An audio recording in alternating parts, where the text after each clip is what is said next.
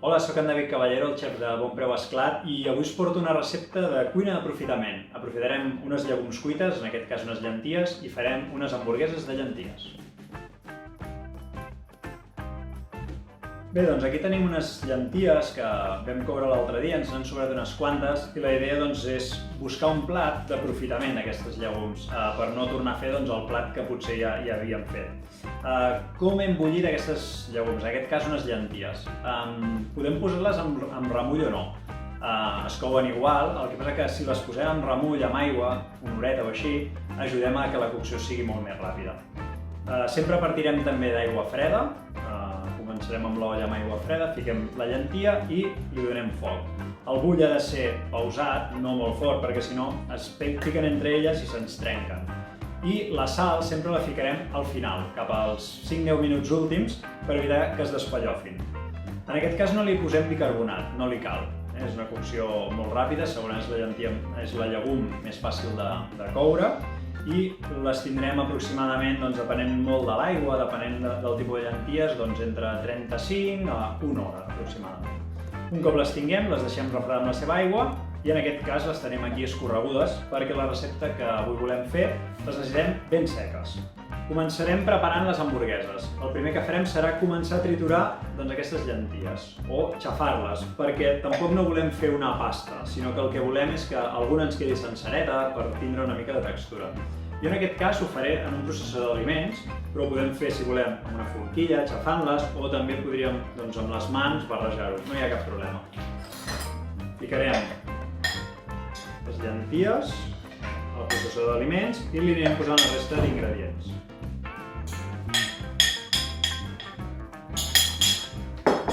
Afegirem ara també una mica de pastanaga ratllada.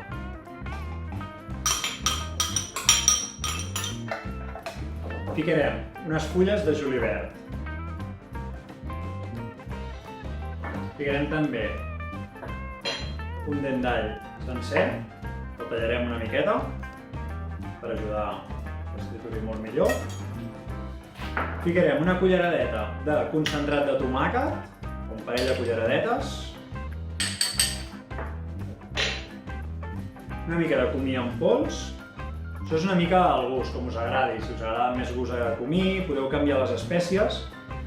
Jo he ficat les que jo crec que li queden millor. I aquí una mica de pebre vermell dolç i una mica de ceba en pols. Ficarem un rajolinet d'oli per ajudar també a que quedin una mica més meloses. Pebre acabat de moldre i una punteta de sal.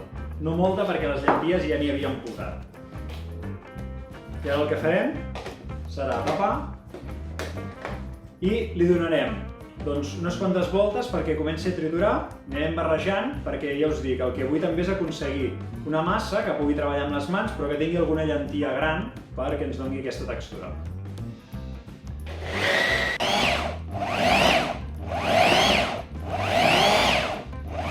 Bé, ja ho tenim així triturat, que veieu que ens queda la textura que podem manipular-la, però ens queden algunes senceretes, algun tros de pastanaga sencera, d'acord? Ens queda aquesta textura així una mica rústica, però això ens ajudarà a fer unes hamburgueses que tinguin aquest aspecte que busquem, un aspecte més rústic. Posem aquí per poder treballar millor i ara amb les mans ja començarem a fer el que serien les hamburgueses. Ara ja podem començar a volejar i a fer la forma d'hamburguesa. Jo en aquest cas, com que avui no volia fer només una hamburguesa, sinó que vull fer un entrepà d'hamburguesa, aleshores la farem d'una mida una mica més gran. Amb aquesta proporció més o menys us en sortiran unes 4. Si les feu més petites, no hi ha problema, us en sortiran unes quantes més. Però ja us dic, com que vull fer dintre d'un pa, farem una mida aproximadament semblant a la que té el pa. I ara és molt fàcil, amb les mans, amb cuidado, anem fent una bola i a partir d'aquí l'anem xafant per donar-li la forma d'hamburguesa. No cal que quedi una hamburguesa perfecta. Una mica més.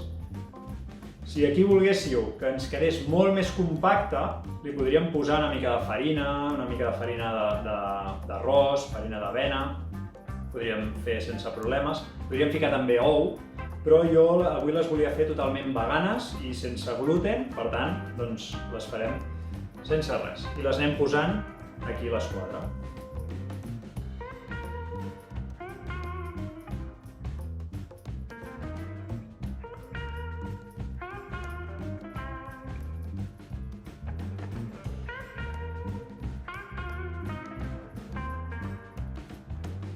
Seguint amb la cuina d'aprofitament, farem una guarnició que també aprofitarem uns pells de patata.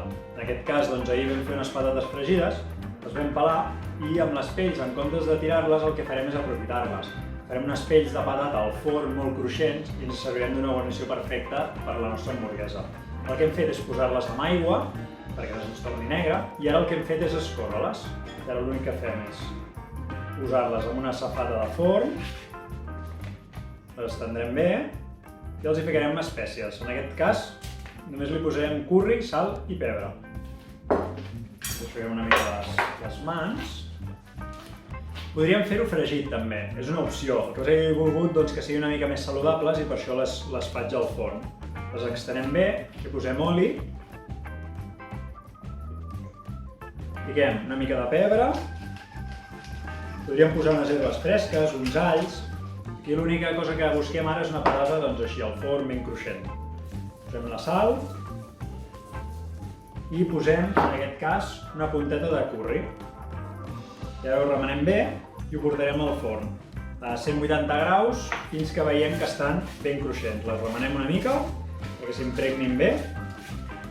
Important, això, que la sal, el pebre, el curri ens agafi per tot arreu, les extenem. I ara, ja us dic, al forn, 180 graus aproximadament, i estaran almenys uns 20 minuts segurs. Anem cap al forn. Ja hem tret les patates al forn, ens han quedat cruixentetes amb la pell, la sal, el curri, i ara l'únic que ens falta és deixar-les refredar uns segons i les posarem en un bol, en aquest cas amb una mica de paper, per servir-les al costat de l'hamburguesa.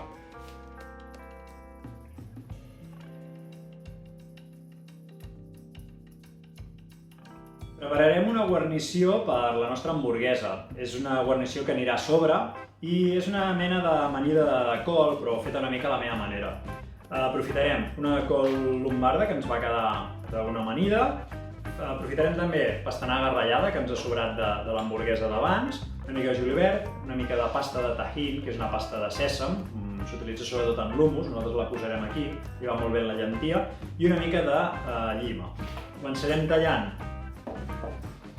unes làmines molt fines d'aquesta col, posem aquí, finetes, si fos una juliana molt fina, podeu tallar amb màquina, podeu tallar amb ganivet, com vulgueu.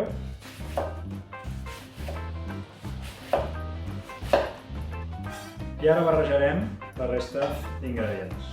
Posem aquí, retirem, agafem una cullera, fiquem pastanaga ratllada. Això les proporcions una mica les que us agradin, si us agrada més la pastanaga, si us agrada més la col. Tallarem la llima,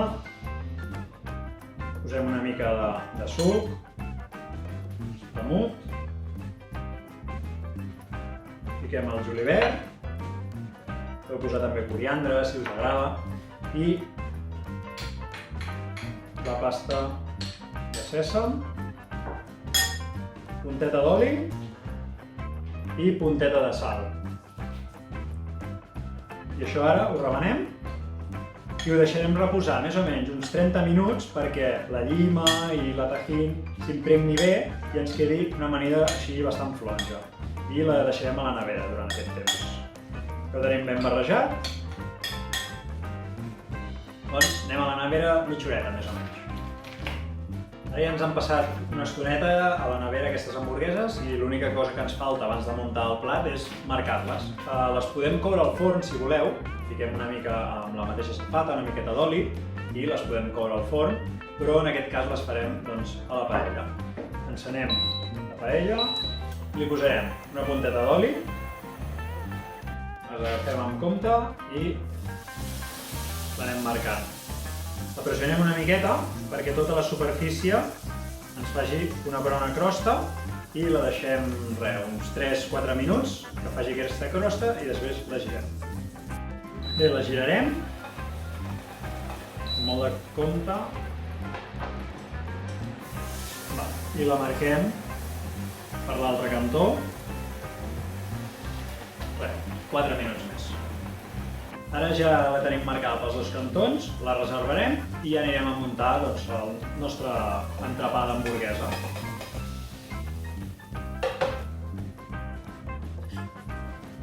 Aquí tenim el pa d'hamburguesa que farem servir i a mi m'agrada donar-li un toc a la planxa o a la paella perquè ens farà una capa cruixent i a part ens escalfarà el pa. Ja tenim el pa una mica torrat, doncs ara el reservem. Ens falta ara només muntar l'hamburguesa. Agafarem el pa, que teníem ja torrat una miqueta, i ficarem a sobre la nostra hamburguesa de llenties.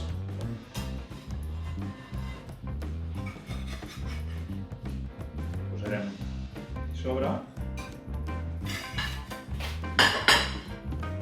I ara teníem aquesta amanideta que hem fet amb col, amb pastanaga, i la posarem pel damunt per donar-li aquest toc fresc.